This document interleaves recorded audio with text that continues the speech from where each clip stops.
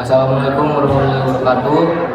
Perkenalkan, kami dari kelompok pemberontakan PKI Madiun ingin menjelaskan tentang peristiwa pemberontakan ini. Kami beranggotakan Mahariza Andi, Muhammad Setiawan, Asta, dan Nisa Feryati. Di sini pertama saya akan menjelaskan apa itu pemberontakan PKI Madiun. Pemberontakan PKI Madiun tahun 1948 adalah sebuah upaya pemberontakan yang dilakukan oleh Partai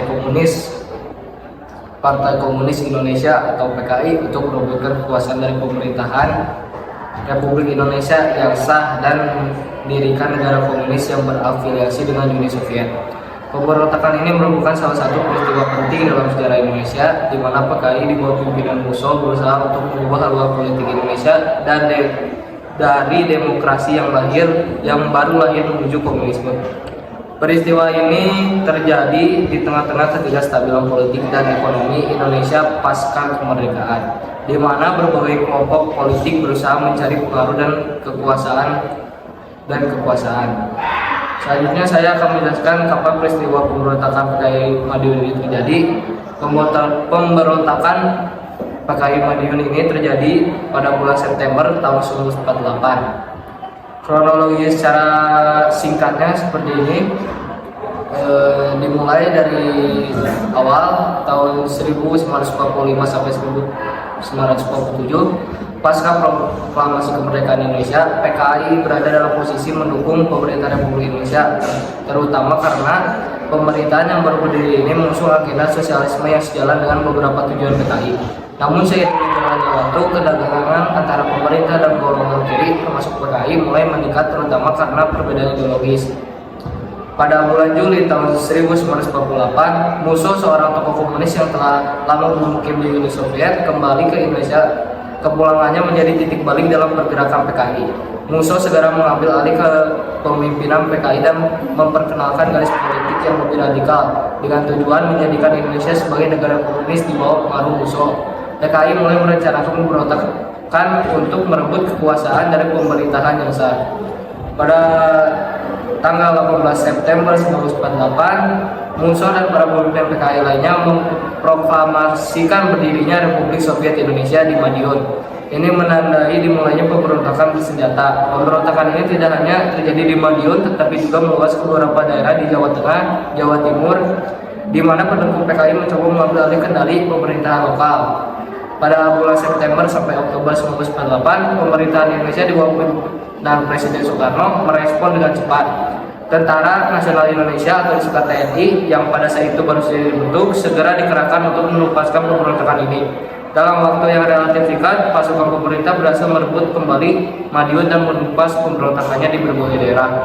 Pada 30 September 1948, pada akhir September, pemberontakan PKI di Madiun secara efektif berakhir. Musso tewas dalam pertempuran, sementara pemimpin PKI lainnya seperti Amir Syarifuddin ditangkap dan dieksekusi. Pemberontakan ini berakhir dengan kemenangan pemerintah, tetapi meninggalkan dampak yang mendalam pada sejarah politik Indonesia.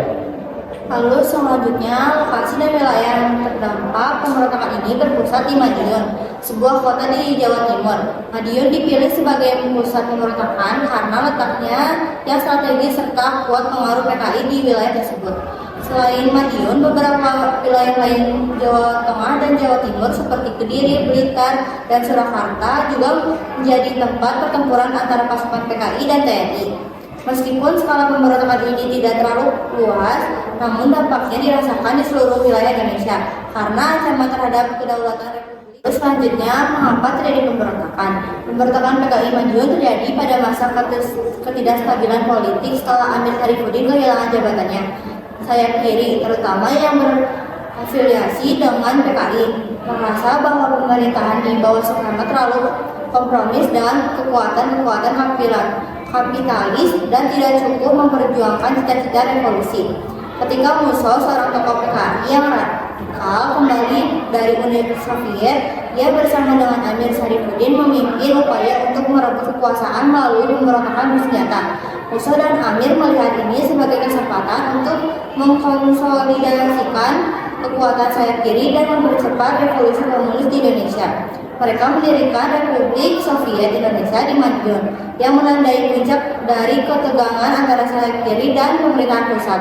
Pemberontakan ini pada akhirnya dapat dipandang sebagai puncak dari konflik ideologis yang telah lama berkembang antara sayap kiri yang menginginkan revolusi komunis dan pemerintah yang lebih moderat dan pragmatis. Oke, di sini aku mau jelasin tentang pemimpin dari pemberontakan dan pemimpin dari penumpasan. Yang pertama itu pemimpin pemberontakan ada Musso. Musso sebagai arsitek utama pemberontakan. Musso adalah seorang komunis berpengalaman yang kembali ke Indonesia setelah lama bermukim di Uni Soviet. Ia berusaha mengalahkan PKI untuk mengikuti model Soviet dan melihat pemberontakan sebagai cara tercepat untuk mencapai tujuan tersebut.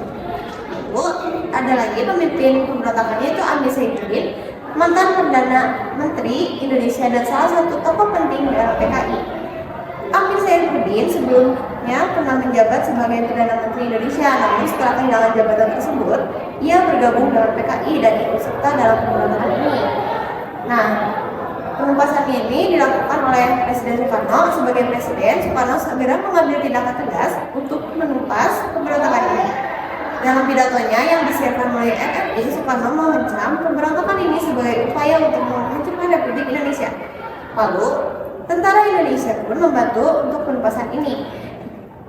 Di bawah komando Jenderal Sudirman dan beberapa perwira lain, TNI bergerak cepat untuk menghentikan pemberontakan. Dalam waktu yang singkat, TNI berhasil menguasai kembali Madiun dan mengalahkan pasukan pemberontak. Bukan penumpasan dan cara pemberontakan PKI Madiun. Yang pertama ada pemberontakan PKI Madiun. Yang pertama persiapan dan konsolidasi kekuatan reorganisasi dan propaganda. Sebelum propaganda, Musso kembali ke Indonesia dari Uni Soviet dan segera melakukan reorganisasi internal di dalam PKI. Ia memperkenalkan garis politik baru yang lebih radikal, yaitu doktrin Dimitrov, yang menyatakan bahwa Partai Komunis harus memimpin dalam perlawanan terhadap kekuatan kapitalis. PKI juga menggunakan propaganda untuk menyebarkan ideologi mereka dan merekrut pendukung terutama di kalangan buruh dan tani. PKI secara diam-diam membangun dan melatih milisi bersenjata yang loyal kepada mereka. Milisi ini terdiri daripada anggota PKI dan simpatisan yang dilatih untuk melakukan perlawanan bersenjata. Yang kedua ada pengambilan wilayah strategis. Pada tanggal 18 September 1948, Musso memproklamasikan berdirinya Republik Soviet Indonesia di Madiun. Madiun dipilih karena merupakan basis kuat bagi PKI dan memiliki dukungan massa yang signifikan. Setelah proklamasi, PKI segera bergerak untuk mengambil alih kontrol terhadap kota tersebut.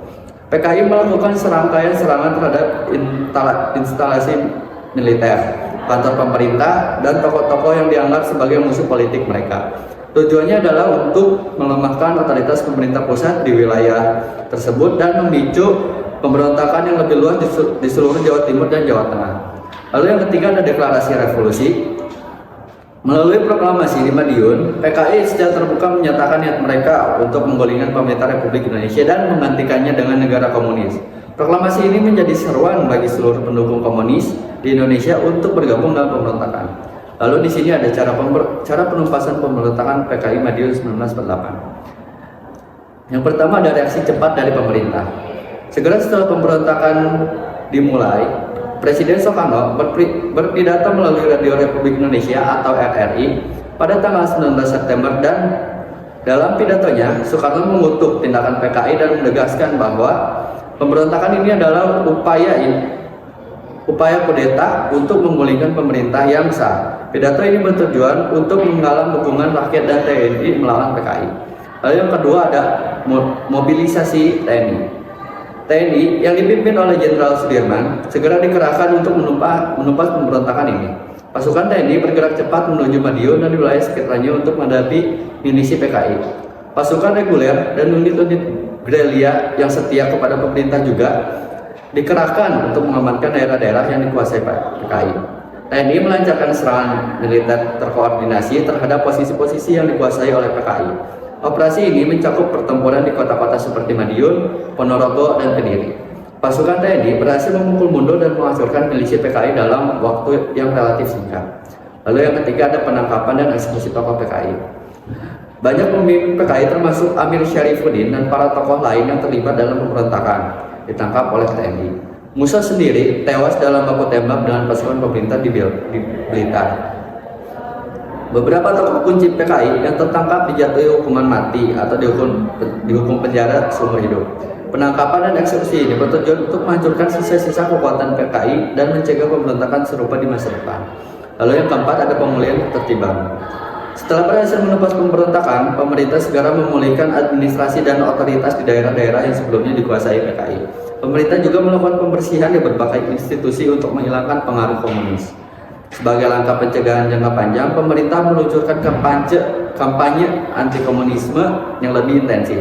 Ini termasuk pengawasan terhadap aktivitas politik dan ideologis yang dianggap sebagai ancaman terhadap stabilitas nasional. Dengan langkah-langkah ini, pemberontakan PKI Madiun berhasil ditumpas dalam waktu yang relatif singkat. Sekian dari kelompok kami. Kami ucapkan terima kasih. Assalamualaikum warahmatullahi wabarakatuh. Kampanye ini. Contohnya